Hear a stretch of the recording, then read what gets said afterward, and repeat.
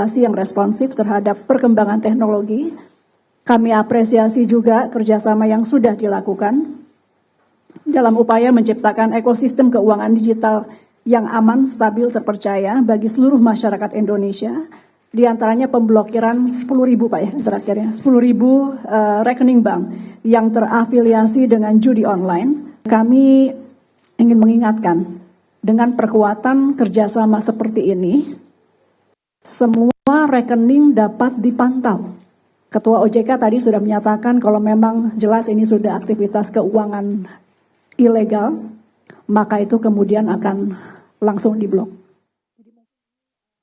Iya, Kementerian Komdigi saat ini sudah bekerjasama dengan OJK, bahkan juga dengan Kejagung. Tapi tadi Abraham sampaikan DPR Komisi 1 bahwa ini bahkan sejak awal ini tata cara pengelolaan pemblokirannya pun udah ngawur gitu Bang. Ada kemudian kantor satelit di luar gedung kementerian.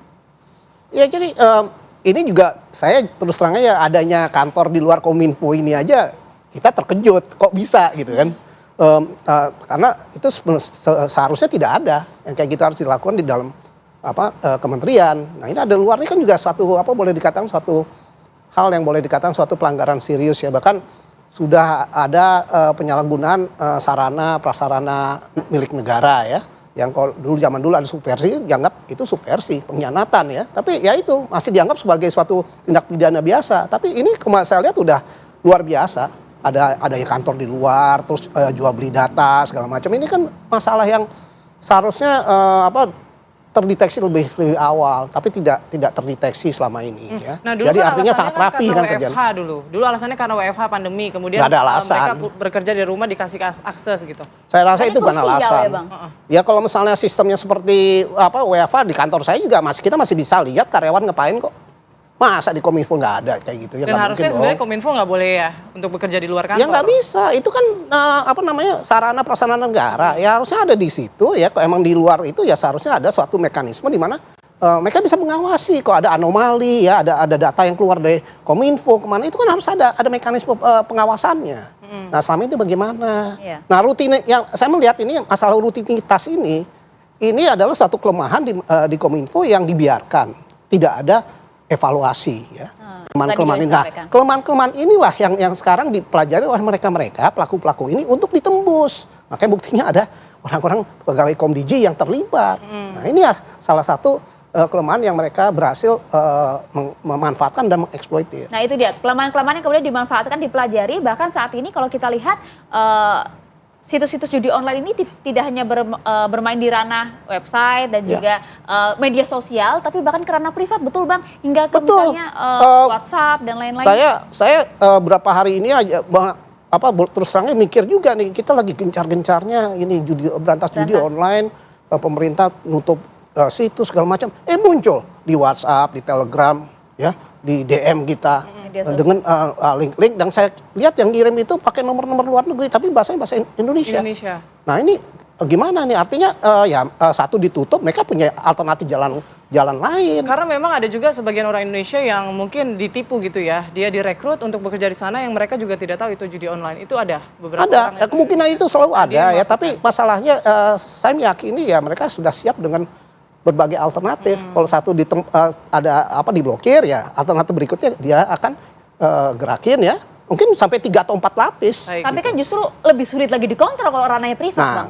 Kayak saya bilang kalau kayak gini kan artinya kita berhadapan dengan suatu kekuatan yang lebih besar daripada yang kita pahami selama ini. Nah itu yang juga menjadi tantangan. Makanya sekarang saya rasa ini harus dijadikan semacam gerakan nasional ya, bersama semua pihak harus terlibat. Nggak bisa hanya pemerintah, masyarakat gimana, pemuka-pemuka agama gimana, teman-teman di dunia pendidikan bagaimana, orang tua gimana. Nah ini kan semuanya harus ikut. Nah ini tadi menarik juga ya soal masalah satelit di luar begitu ya, kantor satelit di luar, pengawasannya harusnya lebih ketat, evaluasinya harusnya lebih ketat. Nah harusnya diaudit ya Bang. Tapi kalau Bang Abraham sendiri melihat apa perlukah audit ini atau bahkan rekening-rekening dari para karyawan ataupun pegawai di Kominfo ataupun Komdigi ini perlu nggak diaudit juga ini biar tahu nih aliran dananya sampai kemana? Ya. Jadi logikanya kalau misalnya rekeningnya masyarakat diawasi, apalagi rekening pegawai Komdigi kan, kira-kira logikanya kan seperti itu. Namun kami dari Komisi 1 mensupport full apapun yang dilakukan Komdigi sekarang karena kita melihat Bu Menteri kita betul-betul berkomitmen. Bahkan kemarin beberapa hari yang lalu saya bertemu dengan Bu Menteri mengatakan beliau akan membuka luang selebar-lebarnya agar Komdigi dapat diperiksa secara menyeluruh.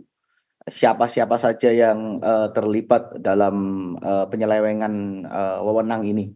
Lalu yang kedua, kami dari Komisi 1 pun kemarin sudah rapat dan kita sudah ketok dibentuknya Panja Judi Online yang diketuai oleh Wakil Ketua Komisi 1 kami, Pak Dev Laksono, yang tentunya kita akan mulai dalam waktu cukup dekat.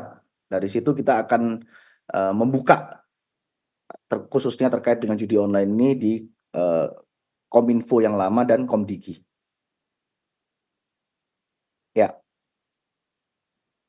Halo. Ya, kemudian Satgas juga sudah dibentuk. Tapi kan saat ini itu tadi permasalahan baru muncul bahwa mereka ini menyasarnya sudah bukan ranah terbuka seperti media sosial dan juga website lain-lain, tapi sudah ke ranah privat yang justru tentu pengawasannya harus lebih ketat lagi nih. Iya, masalahnya kita nggak bisa memungkiri faktanya bahwa judi online ini memang bukan hal yang yang mudah untuk bisa dicegah begitu saja. Karena katakanlah semua website situs judi online diblokir dengan menggunakan VPN gratis saja itu sudah bisa mengakses lagi. Saya kasih contoh ya, Indonesia ini untuk konten pornografi diblok. Tidak boleh. Tetapi saya kemarin baca di berita, kemarin ini, barusan rilis kemarin, bahwa Indonesia ini salah satu pembuka situs porno terbesar nomor 7 di dunia. Padahal sudah diblokir. Jadi lalu juga terkait dengan judi online. Ada transaksi baru menggunakan cryptocurrency. Nah, tentunya ini akan menyulitkan aparat penegak hukum untuk bisa mengejar karena apa? Proses transaksinya tidak lagi menggunakan payment gateway rupiah maupun US dollar, tapi menggunakan kripto. Dan pembelian token kripto ini bukan di tempat judi online, di tempat yang berlisensi OJK. Contoh kita beli di suatu misalnya di Indodax. Di Indodax transfer ke wallet kita bisa transfer kemana aja di seluruh dunia. Nah, ini tentunya akan mempersulit aparat penegak hukum kita. Jadi yang memang harus difokuskan adalah pencegahan dari sisi Komdigi, peraturan, dan penyuluhan kepada masyarakat. Karena judi online ini sekali lagi ya, mungkin 90% lebih, mungkin saya bisa bilang 95%, menyasarnya itu menengah ke bawah. Menengah ke atas, nggak ke judi online, menengah ke atas datangnya ke kasino, mereka ke Malaysia, mereka ke Singapura, mereka ke Makau, mereka nggak main di Indonesia. Dan kasino di Malaysia, orang Malaysianya nggak ada yang main di Malaysia. Karena apa? Kasino di Malaysia, warga negara Malaysia tidak boleh masuk kasino. Yang masuk ke kasino Malaysia, orang-orang Indonesia.